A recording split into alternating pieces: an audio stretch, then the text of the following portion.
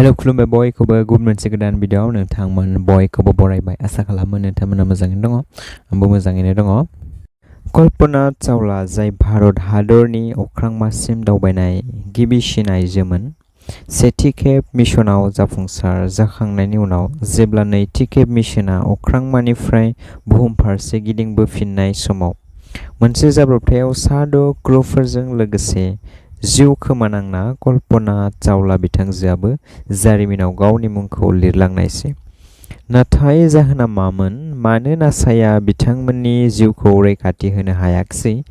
मानो नासाया बिथांमोननि स्पेसक्राफ्टखौ कन्ट्रल खालामनो हायाखिसै? नासाया बे जाथायखौ हमनो हादोंमोनब्लाबो मानो फेलें जाखो? जाहोनफोरखौ मिन्थिनायनि सिगां कल्पना चावलानि सोमोन्दै फंनैसो मिन्थिग्रोनानै लानि। 1962 मायथाइनि 17 मार्च खालारखालि कल्पना चावलाया भारत हादरनि कार्नेल हारियानायाव जोनोम मोनदोंमोन। बिफानि मुङा बानारसी लाल चावलामोन आरो बिमानि मुङा सानजती चावलामोन। साथाम बिब' बिनानाव आरो सासे बिदानि गेजेराव कल्पना चावलायानो बयनिख्रुइबो दुइसिनमोन। हायार सेकेन्डारिखौ कार्नेलनि टेगर बाल नाइकिटेन सिनियर सेकेन्डारि स्कुलनिफ्राय उथ्रिखांनायनि उनाव पान्जाब इन्जिनियारिं कलेजनिफ्राय एर'नटिकेल इन्जिनियारिंआव बेचेलर अफ इन्जिनियारिं डिग्रीखौ लायो। बेनि उनाव मास्टार्स डिग्रीनि थाखाय कल्पना चावलाया 1982 मायथाइयाव भारत हादरनिफ्राय आमेरिकासिम थांनायसै आरो आर्लिंटन टेक्सास इउनिभार्सिटियाव मुं थिसननायसै। बेनि उनाव कल्पना चावलाया जेन पियेरे हेरिसनजों लोगो मोनलायनानै गोसो गोरोबलायनायसै आरो 1983 मायथाइनि 2 दिसेम्बर खालारखालि कल्पना चावलाया 21 बोसोर बैसोआव जुलि लानायसै। बेनि उनाव 1984 मायथाइयाव आर्लिंटन टेक्सास इउनिभार्सिटिनिफ्राय एर'स्पेस इन्जिनियारिंआव मास्टार अफ साइन्स डिग्रीखौ फोजोबनायसै। 1988 मायथाइयाव कल्पना चावलाया एर'स्पेस इन्जिनियारिंआव पिएचडि डिग्रीखौ कलरेड' इउनिभार्सिटिनिफ्राय मोननो हानायसै आरो बे बोसोरनिफ्रायनो बिथांजोआ नासाजों लोगोसे खामानि मावजेननायसै। जेब्ला 1991 मायथाइयाव बिथांजोआ आमेरिकानि सिटिजेनशिप महरै गनायथि मोनो अब्ला नासा एस्ट्र'नट कर्प्सनि थाखाय एप्लाइ खालामबाय आरो 1995 मायथाइयाव कर्प्सआव जयेन जाबाय आरो 1997 मायथाइयाव बिथांजोआ गिबि मिशननि थाखाय सायख'जाबाय आरो 1997 मायथाइनि 19 नबेम्बर खालारखालि बिथांमोननि गिबि मिशना जागायजेननायसै आरो सा6 एस्ट्र'नट हानजाया स्पेस शाटल कलम्बिया जायनि मुंखौ STS-87 दोननाय जादोंमोन बेजों अख्रांमासिम दावबायनायसै। आरो बे मिशनाव बिथांमोना अख्रांमायाव 15 सान 16 घन्टा सम बारहोनायसै आरो 1997 मायथाइनि 5 दिसेम्बर खालारखालि बे स्पेस शाटलआ बुहुम फारसे मोजाङै मोजां गिदिंबोफिननायसै आरो बेनि उनाव कल्पना चावलाया अख्रांमासिम दावबायनाय भारत हादरनि गिबिसिन आइजो जानायसै। गिबि मिशननि जाफुंसारनायखौ नायनानै 2001 मायथाइयाव नासाया कल्पना चावलाखौ नैथि खेब मिशननि थाखाय सायख'बावनायसै आरो नैथि मिशननि मुंखौ STS-107 दोननायसै। नाथाय कलम्बिया स्पेस शाटलआव खनले गाज्रि जानायखौ नुनानै मिशनखौ लन्च खालामनायनिफ्राय फावसायबाय थानो गोनां जादोंमोन आरो 2 बोसोरनि उनाव स्पेस शाटलनि गाज्रि जानायफोरखौ बानायखांनायनि उनाव 2003 मायथाइनि 16 जानुवारि खालारखालि नैथि मिशनखौ फ्ल'रिडानि केनेडी स्पेस सेन्टारनिफ्राय लन्च खालामनाय जादोंमोन। आरो बे मिशनाव 15 सान 22 घन्टा अख्रांमायाव सम हगारनायनि उनाव 1 फेब्रुआरि 2003 मायथाइयाव जेब्ला स्पेस शाटलआ अख्रांमानिफ्राय बुहुम फारसे गिदिंबोफिननाय समाव हरखाबै स्पेस शाटलआव थानाय एस्ट्र'नट्सफोरा गोसायै सौदावनायसै आरो बिसोरनि हां लानायाव प्रब्लेम जानायसै आरो बिसोरो मिन्थिनो हागौमोनब्लाबो बारनि नारसिनथायनि जाहोनाव बिसोरनि हांआ थाबथानायसै। अक्सिजेननि आंखालाव गासै क्रू मेम्बार्सफोरा बेहुस जाबाय। बेहुस जानाय लोगो बिसोरनि मोदोमनि दुंथाया बारायलांनायसै जायनि जाहोनाव बिसोरनि देहायाव थानाय थैया गोदौनो हमनायसै आरो स्पेस शाटलआ बेरफ्रुनायनि सिगांनो बिथांमोना जिउ गोमानायसै। बेनि उनाव शाटलआव कन्ट्रल गैयै आरो बारमण्डलाव थानाय गेसफोरा जोबोद गोख्रैथियाव सिङाव हाबबोनायनि जाहोनाव कलम्बियानि सिंनि बाहागोफोरावहाय प्रेसार गोग्लैनायसै।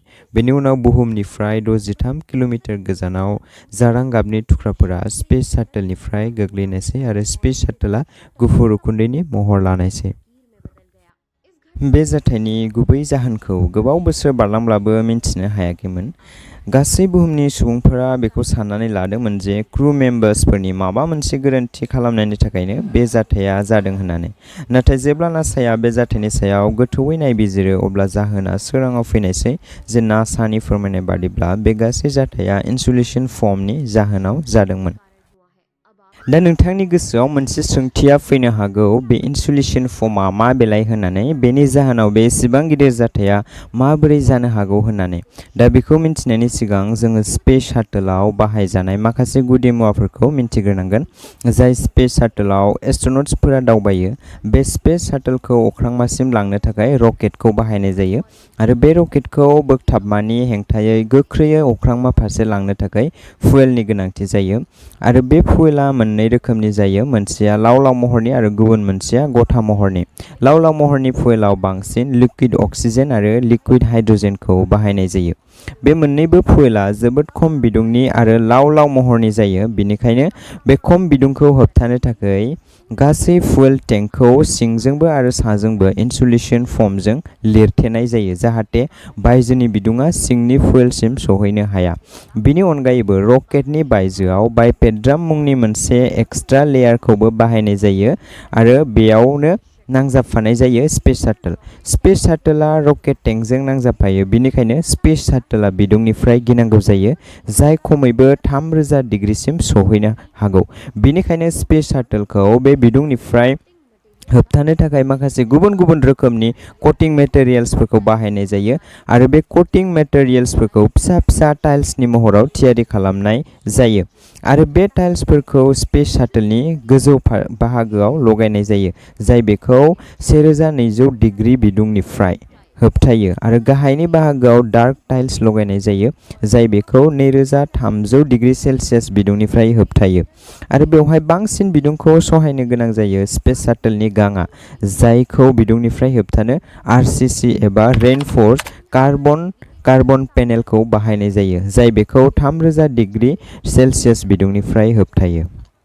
आरो जेब्ला बे स्पेस शाटोलखौ लन्च खालामनाय जादोंमोन अब्ला टेंकखौ लिरथेनाय इन्सुलेशन फर्मनि मोनसे थुख्रा बायनानै स्पेस शाटोलनि आगसिनि गाङाव रेनफोर्स कार्बन पेनेलाव गोग्लैफैनायसै, जायनि थाखाय स्पेस शाटोलनि गाङाव 10 इन्सि गोथौ गब्लं जानायसै आरो रावबो बेखौ सानाखैमोन खोमा जे इन्सुलेशन फर्मनि मोनसे फिसा थुख्राया एसेबां गोहोम खोख्लैगोन होननानै।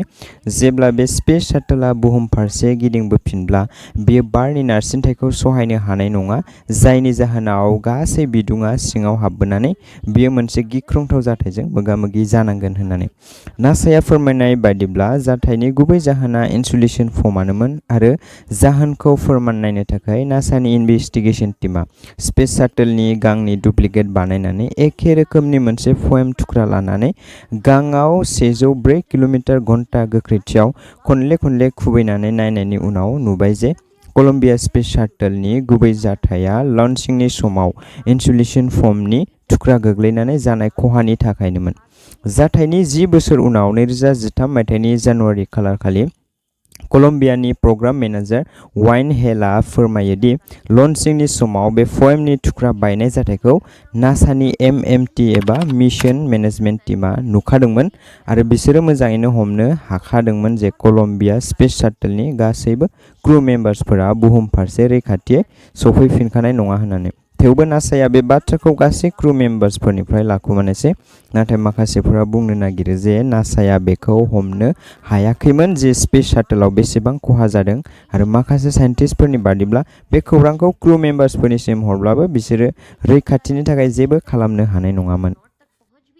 बे दुखुनांथाव जाथायनि उनाव गेदेमा अख्रांमा दावबायारिफोरनि हाबिलासआ अख्रां मायावनो अराय समनि थाखाय गोमानानै थालांनायसै। बिदिब्ला गेदेमा आइजो अख्रांमा दावबायारि कल्पना चावलानि जिउ खौरांनि भिडिअआ बेखिनियानोमोन। आसा खालामो नोंथांमोना भिडिअखौ नायनानै मोजां मोनदों। भिडिअखौ नायनानै मोजां मोनदोंबा नोंथांमोना लाइक, कमेन्ट आरो शेयार खालामनो दाबाव। बेबायदि गुबुन गुबुन भिडिअनि थाखाय नोंथांमोना बे चेनेलखौ साबस्क्राइब खालामनानै लानो दाबाव। गोजोन्थों। जय बर' हारिनि।